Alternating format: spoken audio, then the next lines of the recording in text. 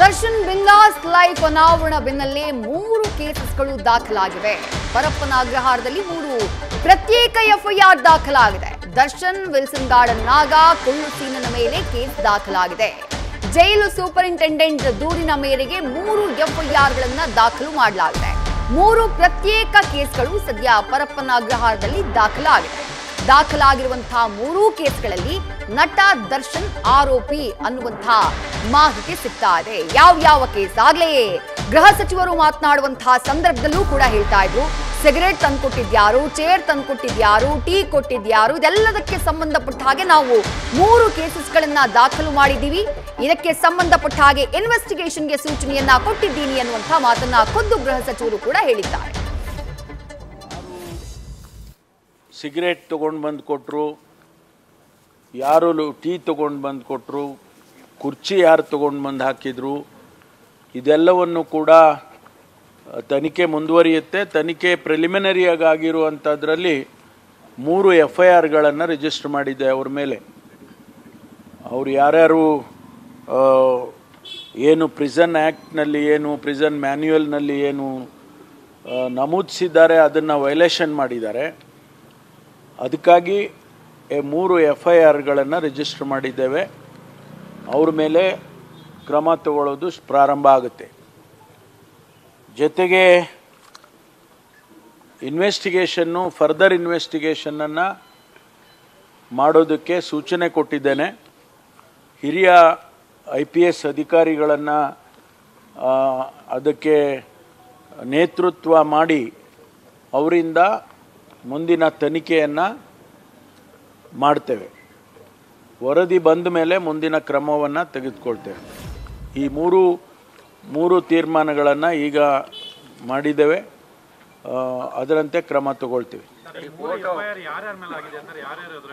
3 ಅಲ್ಲಿ ವಾರ್ಡರ್ಗಳು, ಅದು ಡೀಟೇಲ್ಸ್ ಎಲ್ಲ ಆಮೇಲೆ ಕೊಡ್ತೇವೆ.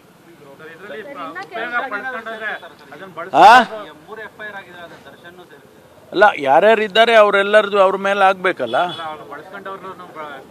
ಹೌದು, ಯಾರು ಇದ್ದಾರೆ ಅಂತೇಳಿ ನಮ್ಮ ತನಿಖೆಯಲ್ಲಿ ಕಂಡು ಬರುತ್ತೆ, ಅವ್ರ ಮೇಲೆ ಮಾಡ್ತಾರೆ. ಇಲ್ಲ, ಎಲ್ಲ ಕಡೆ ಮಾಡಿದ್ದಾರೆ. ಅಡಿಷನಲ್ ಆಗಿ ಇನ್ನೂ ಅಗತ್ಯ ಇದ್ದರೆ ಇನ್ನೂ ಕೂಡ ಮಾಡ್ತೇವೆ. ಲ್ಯಾಪ್ಸಸ್ ಎಲ್ಲಾಗಿದೆ ಅಂತ ಹೇಳಿದ್ರೆ ಮಾನಿಟ್ರಿಂಗ್ ಮಾಡುವಂಥ ಸಂದರ್ಭದಲ್ಲಿ ಆಗಿಲ್ಲ, ಅದನ್ನು ಯಾರು ಮಾನಿಟರ್ ಮಾಡಬೇಕಾಗಿತ್ತು ಅವರೇ ಮಾಡಲಿಲ್ಲ ಅಂಥೇಳಿ ಅದು ಗೊತ್ತಾಗಿರೋದ್ರಿಂದ ಅವರನ್ನು ಕೂಡ ಈಗ ಮತ್ತಷ್ಟು ಡೀಟೇಲ್ಸ್ ನಮ್ಮ ಪ್ರತಿನಿಧಿ ಸಂದೇಶ್ ನೀಡ್ತಾ ಹೋಗ್ತಾರೆ. ಸಂದೇಶ್, ಕೋಟೆ ಕೊಳ್ಳೆ ಹೊಡೆದ ಮೇಲೆ ದಿಡ್ಡಿ ಬಾಗ್ಲು ಹಾಕಿದ್ರು ಅನ್ನೋ ಹಾಗಾಗಿದೆ ಸರ್ಕಾರದ ಕಥೆ ಅಂತ ಅನ್ಸುತ್ತೆ. ಯಾಕಂದ್ರೆ ದರ್ಶನ್ ವಿಚಾರದಲ್ಲಿ ಸಿಗ್ತಾ ಇರುವಂತಹ ರಾಜಾತಿಥ್ಯದ ಫೋಟೋ ವಿಡಿಯೋ ವೈರಲ್ ಆದ್ಮೇಲೆ ಮತ್ತೊಮ್ಮೆ ಪರಪ್ಪನ ಅಗ್ರಹಾರದ ಒಳಗಿನ ಚಿತ್ರಣ, ಅಸಲಿ ಚಿತ್ರಣ ಬಟಾಬೈಲಾಗ್ಬಿಟ್ಟಿದೆ.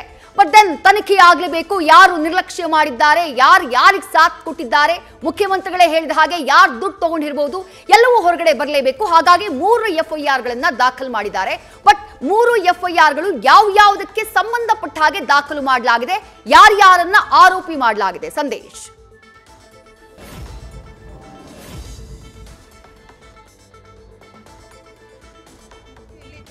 ಮುನ್ನ ಅಂದ್ರೆ ಏನು ಈಗಾಗಲೇ ತನಿಖೆಗೆ ಅಥವಾ ಎಫ್ಐಆರ್ ಅನ್ನ ದಾಖಲು ಮಾಡಿ ತನಿಖೆಯನ್ನ ಪೊಲೀಸರು ಆರಂಭಿಸಿದ್ದಾರೆ. ಇಲ್ಲಿ ತನಿಖೆಯನ್ನ ಮಾಡಿ ಯಾರ ಒಂದು ನಿರ್ಲಕ್ಷ್ಯ ಇದೆಯಾ ಅವರ ವಿರುದ್ಧಕ್ಕೂ ಅದರ ಜೊತೆಗೆ ಶಾಶ್ವತವಾಗಿ ಇದಕ್ಕೆ ಒಂದು ಪರಿಹಾರ ಬೇಕು ಅಂದ್ರೆ ಕೂಡ ಪರಪ್ಪನ ಅಗ್ರಹಾರ ಜೈಲಿನಲ್ಲಿ ಈ ರೀತಿ ಅವ್ಯವಹಾರಗಳು ಏನ್ ನಡೀತಾ ಇದೆ ಇದಕ್ಕೆ ಕಡಿವಾಣ ಹಾಕುವಂತ ಕೆಲಸವನ್ನ ಮಾಡಬೇಕಾಗುತ್ತೆ. ಅಂದ್ರೆ ಶಾಸನ ಹಾಕುವಂತ ನಿಟ್ಟಿನಲ್ಲಿ ಏನು ಕ್ರಮ ತೆಗೆದುಕೊಳ್ತಾರೆ ಅನ್ನೋದು ಇಲ್ಲಿ ತುಂಬಾ ಇಂಪಾರ್ಟೆಂಟ್ ಆಗಿರುವಂತದ್ದು. ಹಾಗಾಗಿ ಈಗ ಸದ್ಯ ಏನು 3 ಏನನ್ನ ದಾಖಲು ಮಾಡ್ಕೊಂಡಿದ್ದಾರೆ, ಈ 3 ಎಫ್ಐಆರ್ ಪ್ರಮುಖವಾಗಿ ದರ್ಶನ್ ಹಾಗೆ ವಿಲ್ಸನ್ ಗಾರ್ಡನ್ ನಾಗ, ಜೊತೆಗೆ ದರ್ಶನ್ ಸಹಚರ ನಾಗರಾಜ್ ಆಗಿರ್ಬೋದು, ಜೊತೆಗೆ ಕುಳ್ಳ ಸೀನಾ ಆಗಿರ್ಬೋದು, ಇವರೇ 4 ಜನರ ಮೇಲೆ ಈಗ ಇದೆ 3 ಎಫ್ಐಆರ್ ಗಳು ಕೂಡ. ಈ 4 ಜನರು ಅಕ್ಯೂಸ್ಡ್ಗಳು ಈ 3 ಜನರು ಕೂಡ ಇದ್ದಾರೆ. ಹಾಗಾಗಿ ಇಲ್ಲಿ 3 ಎಫ್ಐಆರ್ ನಲ್ಲೂ ಕೂಡ ಪ್ರಮುಖವಾಗಿ ಮೊದಲು ಸಿಗರೇಟ್ ಅನ್ನ ತಂದು ಕೊಟ್ಟಿದ್ದಕ್ಕೆ ಸಂಬಂಧಪಟ್ಟಂತೆ ಈಗ ಎಫ್ಐಆರ್ ದಾಖಲಾಗಿದೆ. ಅದಾದ ನಂತರ ವಿಡಿಯೋವನ್ನ ತೆಗೆದು ಅಥವಾ ವಿಡಿಯೋವನ್ನ ಕ್ಯಾಪ್ಚರ್ ಮಾಡಿ ಅಥವಾ ಫೋಟೋವನ್ನ ತೆಗೆದು ಆ ಫೋಟೋವನ್ನ ವೈರಲ್ ಮಾಡಿರೋದಕ್ಕೆ ಸಂಬಂಧಪಟ್ಟಂತೆ ಈಗ ಮತ್ತೊಂದು ಎಫ್ಐಆರ್ ದಾಖಲಾಗಿದೆ. ಜೊತೆಗೆ ಸಿಸಿಬಿ ಅಧಿಕಾರಿಗಳು ಈ ಹಿಂದೆ ಏನ್ ದಾಳಿಯನ್ನ ಮಾಡಿದಂತ ಸಂದರ್ಭದಲ್ಲಿ ಸುಮಾರು 18 ರಟ್ಟಿನ ಬಾಕ್ಸ್ ನ ಅಲ್ಲಿಂದ ಶಿಫ್ಟ್ ಮಾಡಲಾಗುತ್ತೆ. ಅಂದ್ರೆ ಇವರು ರೇಡೋದಕ್ಕೆ ಬರ್ತಾ ಇದ್ದಾರೆ ಅಂತ ತಿಳಿದು ಅದಾದ ನಂತರ ಪರಪ್ಪನ ಅಗ್ರಹಾರ ಜೈಲಿನಿಂದ ಆ ಬಾಕ್ಸ್ ಗಳನ್ನ ಬೇರೆ ಕಡೆಗೆ ಶಿಫ್ಟ್ ಮಾಡಲಾಗಿರುತ್ತೆ. ಹಾಗಾಗಿ ಅದಕ್ಕೆ ಸಂಬಂಧಪಟ್ಟಂತೆ ಕೂಡ FIR ಆಗಿದೆ. ಬಿಕಾಸ್ ಈಗ ಆ ಒಂದು ವಿಜುವಲ್ಸ್ ಗಳು ಅಥವಾ ಆ ಬಾಕ್ಸ್ ಗಳನ್ನ ಸಾಗಿಸುವಂತ ವಿಜುವಲ್ಸ್ ಗಳು ಈಗ CCTVಯಲ್ಲಿ ಕ್ಯಾಪ್ಚರ್ ಆಗಿರೋದ್ರಿಂದ ಅದನ್ನ ಐಡೆಂಟಿಫೈ ಮಾಡಿದಂತ CCB ಅಧಿಕಾರಿಗಳು ಕೂಡ ಈ ಕುರಿತಂತೆ ವರದಿಯನ್ನ ಕೊಟ್ಟಿದ್ರು. ಆ ವರದಿಯನ್ನ ಆಧರಿಸಿ ಈಗ ಸದ್ಯ 3 FIR ಅನ್ನ ದಾಖಲು ಮಾಡಲಾಗಿದೆ. ಆ 3 FIR ಗಳಿಗೆ ಕಂಪ್ಲೇಂಟ್ ಜೈಲಿನ ಸೂಪರಿಂಟೆಂಡೆಂಟ್ ಆಗಿರ್ತಾರೆ. ಜೈಲಿನ ಸೂಪರಿಂಟೆಂಡೆಂಟ್ ದೂರಿನ ಆಧಾರದ ಮೇಲೆ ಈಗ ಪರಪ್ಪನ ಅಗ್ರಹಾರ ಪೊಲೀಸರು ಕೂಡ FIR ಅನ್ನ ದಾಖಲು ಮಾಡ್ಕೊಳ್ತಾರೆ.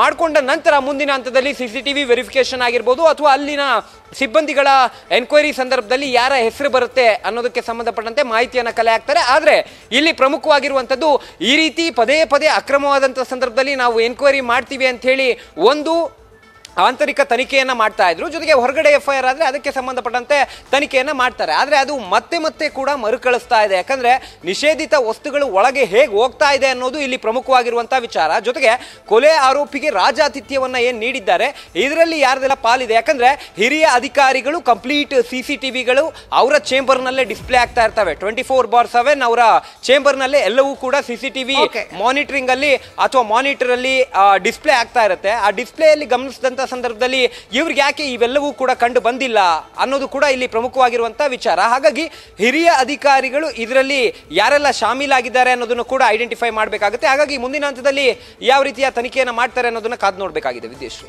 ಥ್ಯಾಂಕ್ ಯು ಸಂದೇಶ್ ತಮ್ಮೆಲ್ಲ ಡೀಟೇಲ್ಸ್ಗೆ. ನ್ಯೂಸ್ ಫಸ್ಟ್ ನಿರ್ಭೀತಿಯಿಂದ ನಿಮ್ಮ ಪರವಾಗಿ.